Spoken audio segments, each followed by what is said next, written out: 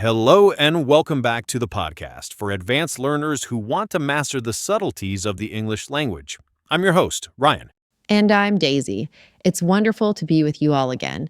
Today, we're diving into a topic that is incredibly relevant for learners at the B2 and C1 levels. That's right. We're talking about the common vocabulary mistakes that even advanced speakers make. This isn't about basic grammar errors. This is about the finer points of word choice that separate fluency from true mastery. We're moving beyond just being understood and into the realm of being precise, persuasive, and professional. Exactly. At this stage, you can communicate almost everything you want to say. The challenge now is how you say it. The words you choose can dramatically change the tone of your message, your credibility in a professional setting, and how naturally your English sounds to a native speaker. It's all about nuance and context. Think of it like this. A B1 learner might say, I did a mistake. A B2 learner knows to say, I made a mistake. But a C1 or C2 level speaker might say, I made a slight error, or there was a minor oversight, depending on the context and the level of formality required. That's the level of precision we're aiming for. That's a perfect example, Ryan. It highlights the importance of what linguists call register, the style of language, grammar, and vocabulary you use in a particular situation. Using slang in a boardroom presentation is a register mistake, just as using overly formal language with close friends can sound strange. Precisely. So in today's episode, we've structured our discussion to help you identify and overcome these challenges. First, we'll explore some of the most common vocabulary pitfalls for advanced learners, such as using stylistically inappropriate words and over-relying on general terms. hmm Then we'll spend a good amount of time untangling some notoriously confusing words and mere synonyms. These are the words that look or sound similar, but have subtle, important differences in meaning or usage. After that, we'll shift our focus to practical solutions. It's not enough to know the mistakes, you need strategies to avoid them. We'll share actionable techniques to help you build a more precise and sophisticated vocabulary. And finally, we'll wrap up with a summary of the key takeaways. Our goal isn't to make you feel anxious about every word you choose. It's the opposite. We want to empower you with the knowledge and confidence to express yourself with the clarity and impact your advanced ideas deserve. It's about making your language as strong as your thoughts. A perfect summary, Daisy. So, if you're ready to refine your vocabulary and elevate your English to the next level, you're in the right place. Let's begin with our first section, common vocabulary pitfalls at the B2 C1 level. Let's dive in. All right. The first major pitfall we see is the use of stylistically inappropriate words. This is a classic register issue. As an advanced learner, you know a lot of words, but you might not have a clear sense of which ones are formal, which are informal, and which are neutral. And this can have real world consequences, especially in a professional environment. You might understand the dictionary definition of a word, but not its social connotation. Exactly. Let's take a simple example. The words children, kids, and youngsters. They all refer to young people. Children is a neutral standard term you can use in almost any context. Kids is informal and conversational. You'd use it with friends or in a casual setting. Youngsters is a bit old-fashioned and can sometimes sound condescending. Right. So if you're writing a formal report on educational policy, writing "the policy will affect kids' learning" would immediately strike the reader as unprofessional. "The policy will affect children's learning" is the appropriate choice. Precisely. Another common area for this is with phrasal verbs.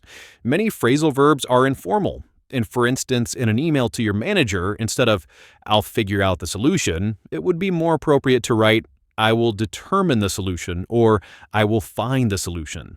Similarly, "look into" can be replaced with "investigate," and "go up" can be replaced with "increase." That's not to say you should never use phrasal verbs in the workplace. In conversation, they're extremely common, but in formal writing, like reports or important emails, opting for the Latinate equivalent often adds a layer of professionalism. That's a great distinction. The second pitfall is the overuse of general or vague words. Words like good, bad, nice, thing, stuff, and get. When you're at an intermediate level, these words are your best friends. They are versatile and help you communicate, but at an advanced level, they can make your language sound simplistic and imprecise. It's like painting with only primary colors when you have a full palette available. Instead of saying the presentation was good, you could be much more descriptive.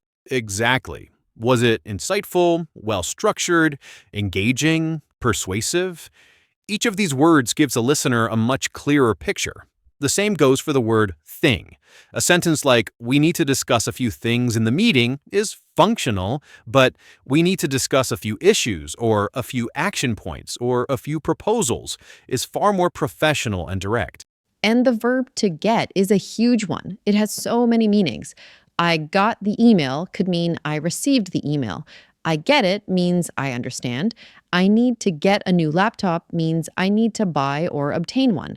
In formal contexts, choosing the more specific verb, receive, understand, purchase, obtain, is always better. Absolutely. Moving on to our third point, false friends. These are words in English that look or sound similar to a word in another language, but have a different meaning. They are notorious traps for learners, no matter their level. I think every learner has a story about a false friend causing some confusion or embarrassment. No doubt.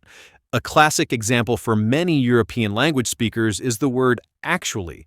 It does not mean at the present time or currently. It means in fact or in reality. So if you want to say that your company is hiring right now, you shouldn't say we are actually hiring. You should say we are currently hiring. Using actually there implies that the listener might have thought the opposite. That's a very subtle but important difference in meaning. Another pair I see often is sensible versus sensitive. A sensible person is practical and makes good judgments. A sensitive person is easily affected by things emotionally or physically. A crucial distinction. You might describe a business plan as sensible, but you would describe a colleague who gets upset by criticism as sensitive. Or a classic one for speakers of Romance languages is to pretend. In English, it means to feign, to act as if something is true when it's not. It does not mean to intend or to claim. So, I pretend to finish this report by Friday is incorrect. You would say, I intend to finish this report by Friday. And being aware of these potential traps specific to your native language is a huge step forward. It is. The final pitfall we'll discuss in this section is a broader one that encompasses the others. Register mixing within a single piece of communication. This is when you blend formal and informal language together, which can be jarring for the reader or listener. It signals a lack of command over the different styles of the language. Can you give us an example of what that might look like in practice? Certainly. Imagine an email to a potential business partner. It might start very formally. Dear Mr. Smith, further to our telephone conversation, I am writing to provide the requested information. Then, suddenly, it shifts. So, the stuff you wanted is attached. Give it a look and let me know what you think. Cheers. Oh, that's very jarring. The first part is extremely formal, and the second is highly informal and conversational. Exactly. The key is consistency. A better, more consistently formal way to phrase the second part would be, please find the requested documents attached to this email. I look forward to receiving your feedback at your earliest convenience. Best regards. Maintaining a consistent register throughout your communication demonstrates professionalism and a high level of language awareness. So, to recap this section, advanced learners should pay close attention to the formality of their word choices, strive to use precise and descriptive vocabulary instead of general terms, be wary of false friends, and maintain a consistent register. That's a perfect summary. Now, let's move into the heart of our episode, untangling some of those specific confusing words and near synonyms that often trip up learners. This is where the details really matter. I'm ready. Great. Let's start with a foundational pair that causes problems from beginner to advanced levels. Make versus do.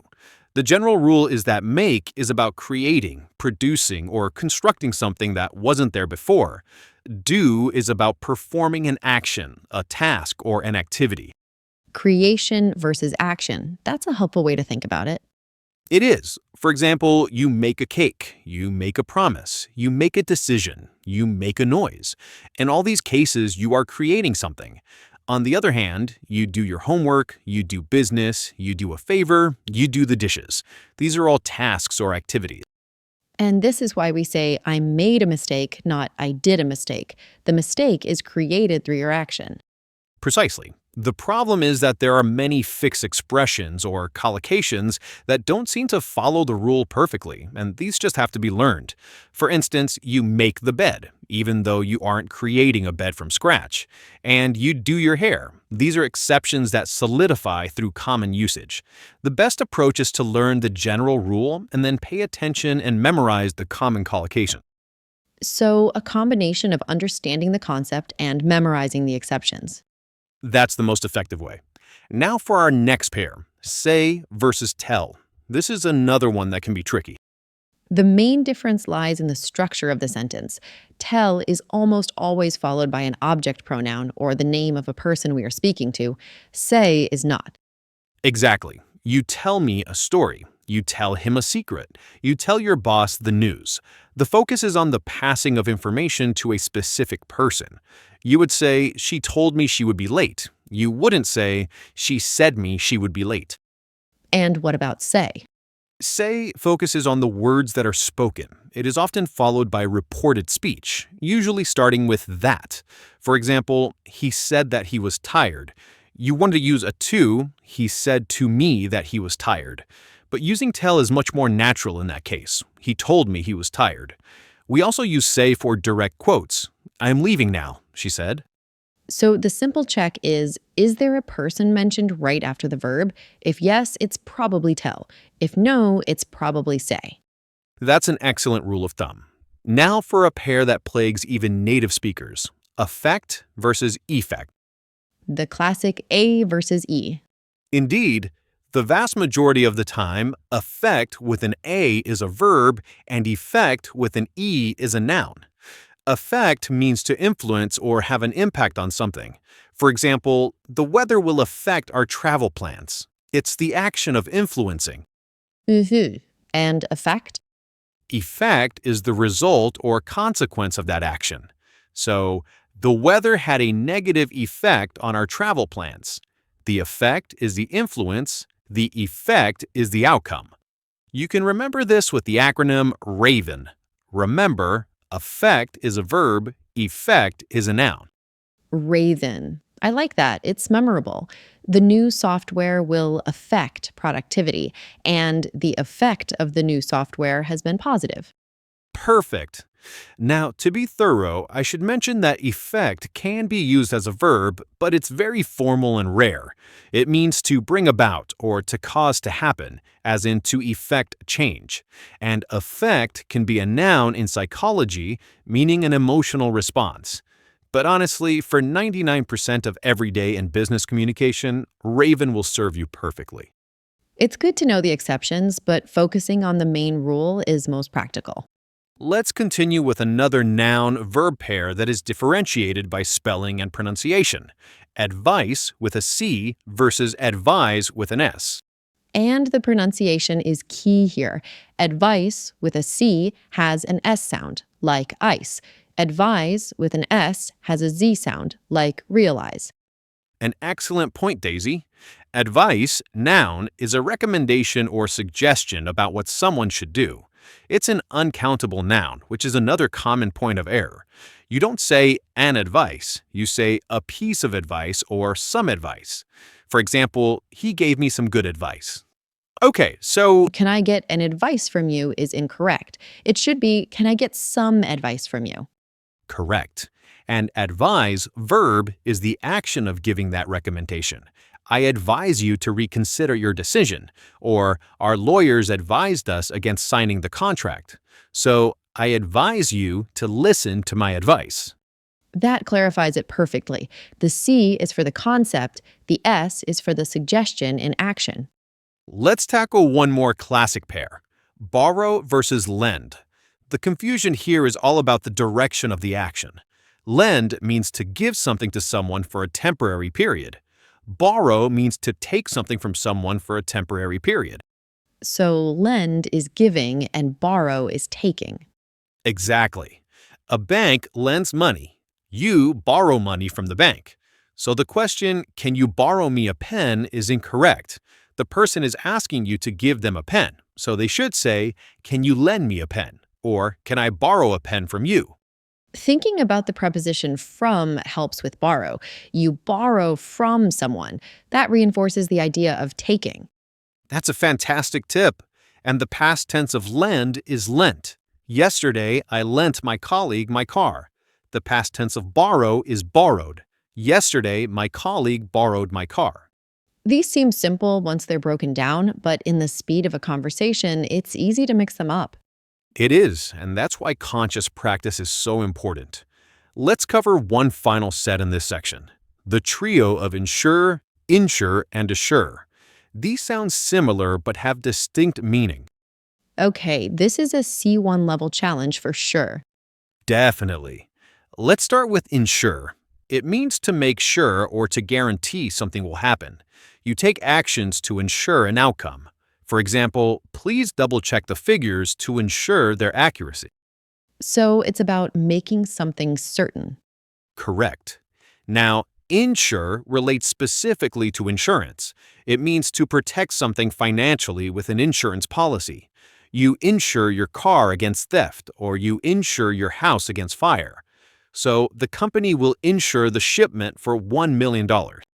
Okay, so insure is about money and protection from loss. That's the key. Finally, we have assure. This word is about people. To assure someone is to remove their doubts or to give them confidence. You say something to make them feel better. For instance, I assure you that we are doing everything we can to resolve the issue. You are speaking directly to a person to relieve their anxiety. So to summarize, you insure an outcome, you insure a possession, and you assure a person. A perfect summary. Understanding these distinctions is a hallmark of an advanced speaker. It shows a deep understanding of context. We've covered a lot of ground here, from simple pairs to more complex trios. Now, knowing the problem is one thing, but solving it is another. In our next section, we'll focus on proactive strategies to avoid these vocabulary mistakes. This is the most important part, I think, giving our listeners the tools to improve on their own. I agree completely. So, how can we actively work on avoiding these vocabulary pitfalls? My first and most important piece of advice is this: learn words in chunks, not in isolation. Specifically, focus on learning collocation. Collocations are words that frequently appear together, right?